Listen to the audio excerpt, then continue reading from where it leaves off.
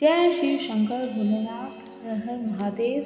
सकल ब्रह्मांड नायक, करुणा के सागर, भक्त वत्सल भगवान शिव के श्री चरणों में कोटि कोटि वंदन। ईश्वर बोले, हे सनत कुमार, अब मैं धारण पारण व्रत का वर्णन करूंगा। प्रतिपदा के दिन से आरंभ करके सर्वप्रथम वातावरण को स्वच्छ करना चाहिए।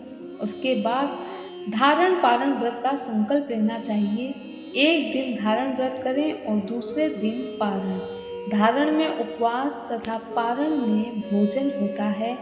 सावन मास के समाप्त होने पर सबसे पहले वातावरण स्वच्छ करके आचार्य तथा अन्य ब्राह्मणों का वरण करना चाहिए। तत्पश्चात पार्वती तथा शिव की स्वर्ण निर्मित प्रतिमा को जल से भरे हुए कुंभ पर स्थापित करके रात में भक्ति पूर्वक पूजन करना चाहिए तथा पुराण श्रवण आदि के साथ रात भर जागरण करना चाहिए। प्रातःकाल अग्नि स्थापन करके विधि पूर्वक होम करना चाहिए। त्र्यंबक इस मंत्र से तिल मिश्रित एवं गायत्री मंत्र से घृत मिश्रित भात की आहुति एवं षडाक्षर मंत्र से खीर की आहुति प्रदान करें और अंत में पूर्णाहुति देकर होम शेष का समापन करना चाहिए। इसके बाद में ब्राह्मणों को भोजन कराना चाहिए। हे महाभाग, इससे उद्यापन संपन्न करके मनुष्य ब्रह्म हत्या पापों से मुक्त हो जाता है। हे मुने, अब सावन मास के उपवास की विधि को आदर पूर्वक सुनो। प्रतिपदा के दिन प्रातः काल स्त्री हो या पुरुष मन तथा इंद्रियों को नियंत्रित करके इस व्रत का संकल्प करें। अमावस्या तिथि को लोक का कल्याण करने वाले वृषध्वज शंकर की अर्चना पूजा षोडश उपचारों से करें। तदनंतर अपने सामर्थ्य के अनुसार वस्त्र तथा अलंकार आदि से ब्राह्मणों का पूजन करें, उन्हें भोजन कराएं तथा प्रणाम करके विदा करें। इस प्रकार से किया गया मास उपवास व्रत मेरी प्रसन्नता कराने वाला होता है। हे सनत कुमार, मनुष्यों की सभी सिद्धियां प्रदान करने वाले लक्ष्य संख्या परिमित रुद्र व्रती व्रत के विधान को सावधान होकर सुनो। अत्यंत आदरपूर्वक कपास के 11 तंतुओं से बत्तियां बनानी चाहिए। वे रुद्रवृत्ति नाम वाली बत्तियां मुझे प्रसन्न करने वाली है।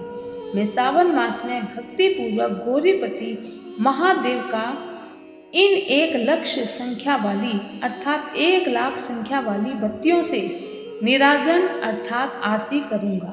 इस प्रकार सावन मास के प्रथम दिन विधि पूर्वक संकल्प करके महीने भर प्रतिदिन शिव जी का पूजन करके 1,000 बत्तियों से आरती करें और अंतिम दिन 71,000 बत्तियों से आरती करें।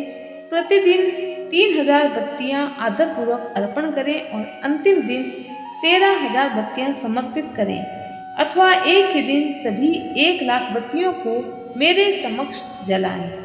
आगे सनत कुमार कहते हैं, हे महादेव, कृपा करके मुझे बताएं कि इस व्रत को सर्वप्रथम किसने किया, इसके उद्यापन की क्या विधि है। तब भोलेनाथ कहते हैं, हे ब्रह्मपुत्र, व्रतों में उत्तम इस रुद्र व्रति व्रत के विषय में सावधान होकर सुनो।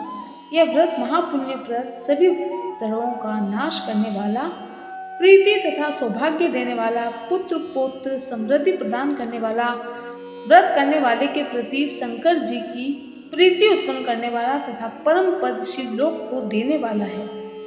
तीनों लोकों में इस रुद्र व्रति के समान कोई उत्तम व्रत नहीं। इस संबंध में यह प्राचीन दृष्टांत देते हैं। क्षिप्रा नदी के रम्य तट पर उज्जैनी नामक सुंदर नगरी थी। नगरी में सुगंधा नामक एक परम सुंदरी वीरांगना थी।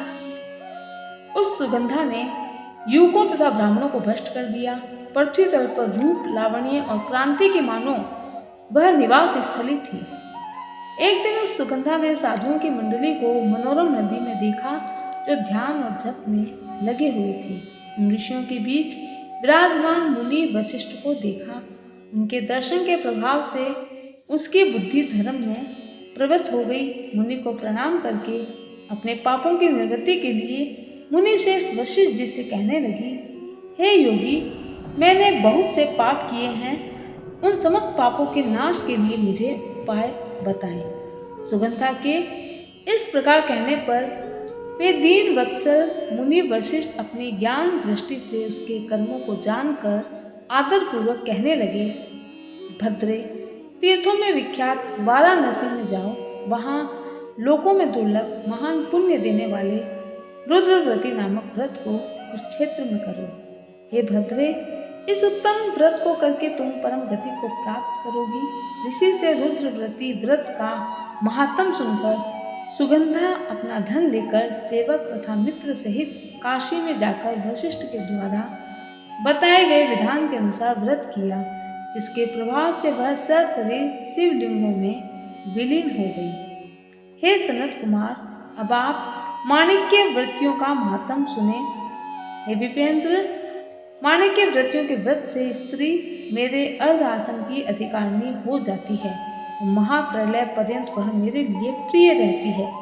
चांदी की बनी हुई नंदीश्वर की मूर्ति पर आसीन सुवर्ण में भगवान शिव एवं माता पार्वती सहित प्रतिमा को कलश पर स्थापित करना चाहिए और विधि के साथ पूजन करके रात्रि में जागरण करना चाहिए। इसके बाद प्रातःकाल नदी में निर्मल जल में विधि पूर्वक स्नान करके 11 ब्राह्मणों को आचार्य का वरण करना चाहिए, आचार्य सहित वरण करना चाहिए। तत्पश्चात रुद्र सूक्त से अथवा गायत्री से या मूल मंत्र से घृत, खीर तथा बेल पत्रों का होम करना चाहिए। इसके बाद पूर्णाहुति होम करके आचार्य आदि की विधिवत पूजा करनी चाहिए तथा सपत्नी के 11 उत्तम विप्रों को भोजन कराना चाहिए। हे सनत कुमार, जो स्त्री इस प्रकार से व्रत करती है वह समस्त पापों से मुक्त होती है। हे सनत कुमार, मेरे एक लिंग का महात्म ही कोटि कोटि है, तो फिर करोड़ों लिंगों के विषय में कहना ही क्या। मनुष्य को चाहिए कि करोड़ लिंग निर्माण असमर्थता में 1,00,000 लिंग बनाए, या फिर 1,000 या फिर 100। यहाँ तक कि एक लिंग बनाने से भी मेरी कृपा प्राप्त हो जाती है। षडाक्षर मंत्र से 16 उपचारों अर्थात 16 प्रकार की पूजाओं के द्वारा भक्ति पूर्ण मन से भगवान शिव की पूजा करनी चाहिए। गृह यज्ञ के साथ उद्यापन करना चाहिए। इसके बाद होम और ब्राह्मणों को भोजन कराना चाहिए। हे सनत कुमार, इस अनुष्ठान को करने वाले की अकाल मृत्यु नहीं होती। बांझपन को दूर करने वाला, विपत्तियों का नाश करने वाला और सभी संपत्तियों की वृद्धि करने वाला यह व्रत है। मृत्यु के पश्चात मेरे समीप कैलाश वास करता है वह मनुष्य जिसने इस व्रत को किया हो।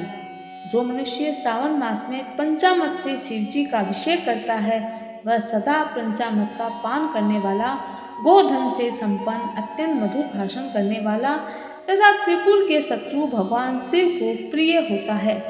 इस सावन मास में पत्तल पर भोजन करने वाला श्रेष्ठ मनुष्य सुवर्ण पात्र में भोजन करने वाला तथा शाक को त्याग करने से शाक करता हो जाता है। सावन मास में केवल भूमि पर सोने वाला कैलाश में निवास प्राप्त करता है। इस महीने में एक भी दिन प्रातःकाल स्नान करने से मनुष्य को 1 वर्ष स्नान करने के फल का भागी कहा गया है।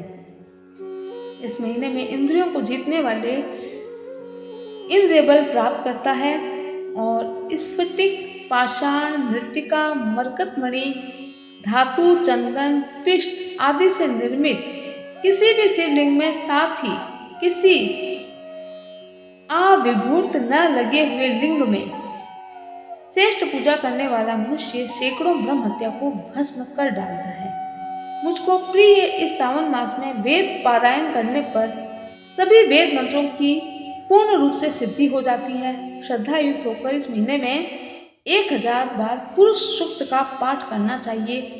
वो करने से असमर्थ हो तो आलस्यहीन होकर 100 पाठ करना चाहिए। ऐसा करने वाला मनुष्य ब्रह्म हत्या आदि पापों से मुक्त हो जाता है, इसमें कोई संदेह नहीं है। पुरुष सूक्त के जप के बिना इस महीने में एक भी दिन व्यतीत नहीं करना चाहिए। गुरु पत्नी के साथ संसर्ग जन्य पाप के लिए यही एक महान प्रायश्चित है। जो मनुष्य इस फल को अर्थवाद कहते हैं वह नरक के गामी होते हैं। इस महीने में समिधा, चारू, तिल और घृत से गृह योग्य होम करना चाहिए। चारू अर्थात खीर का भोजन अग्नि में चढ़ाना चाहिए और शमिधा यानी अग्नि का भोजन अर्थात लकड़ियाँ जो हवन के लिए प्रयुक्त होती हैं उन लकड़ियों को अग्नि में होम के लिए प्रयुक्त करना चाहिए। इसी को समिधा कहते हैं। शिव के रूपों का भली भांति ध्यान आदि करके धूप गंध पुष्प नैवेद्य आदि से पूजन करना चाहिए और अपने सामर्थ्य के अनुसार कोटि होम, लक्ष्य होम या फिर 10 शस्त्र होम करना चाहिए। हे सनत कुमार, इसके बाद मैं 12 के व्रतों का वर्णन करूंगा, उसे तुम ध्यान पूर्वक सुनो। उनमें सर्वप्रथम मैं आपको रविवार का व्रत बताऊंगा। इस संबंध में लोग एक प्राचीन इतिहास को कहते हैं। प्रतिष्ठानपुर में सुकर्मा नामक एक द्विज था। वह दरिद्र कृपण भिक्षावृत्ति में लगा रहता था। एक बार वह धान्य मांगने के लिए घूमते घूमते नगर में गया। उसने किसी गृहस्थ के घर में मिलकर रविवार का उत्तम व्रत होते देखा तो उसे देखकर स्त्रियां कहने लगी, इस पूजा विधि को शीघ्रता पूर्वक छिपा लो। यह विप्र उन स्त्रियों से बोला, हे श्रेष्ठ स्त्रियां, आप लोग इस व्रत को छिपा क्यों रही हैं? समान चित्त वाले सज्जन के लिए परमार्थ ही स्वार्थ है। मैं दरिद्र दुखी हूँ। इस श्रेष्ठ व्रत को सुनकर मैं भी करूंगा। मुझे इसका विधि विधान बताएं। स्त्रियां बोली, हे द्विज, व्रत के करने से आप उन्माद प्रमाद करेंगे या फिर भूल जाएंगे। इसके प्रति अभक्ति या अनास्था रखने लगेंगे। अतः यह व्रत हम आपको कैसे बताएं? उनकी ये बात सुनकर उनमें जो एक क्रोधा स्त्री थी उस ब्राह्मण से व्रत तथा व्रत की विधि बताने लगी। हे ब्राह्मण, सावन मास के शुक्ल पक्ष के प्रथम रविवार को मौन उठकर शीतल जल से स्नान करें। उसके बाद नित्य कर्म संपन्न करके पान के एक शुभ दल पर रक्त चंदन से सूर्य के समान पूर्ण गोलाकार 12 परिधियों वाला सुंदर मंडल बनाएं। उस मंडल में रक्त चंदन से संज्ञा सहित सूर्य का पूजन करें। उसके बाद घुटनों के बल भूमि पर झुककर 12 मंडलों पर अलग अलग रक्त चंदन तथा जपा कुसुम से मिश्रित अर्घ्य श्रद्धा भक्ति पूर्वक सूर्य को विधिवत प्रदान करें।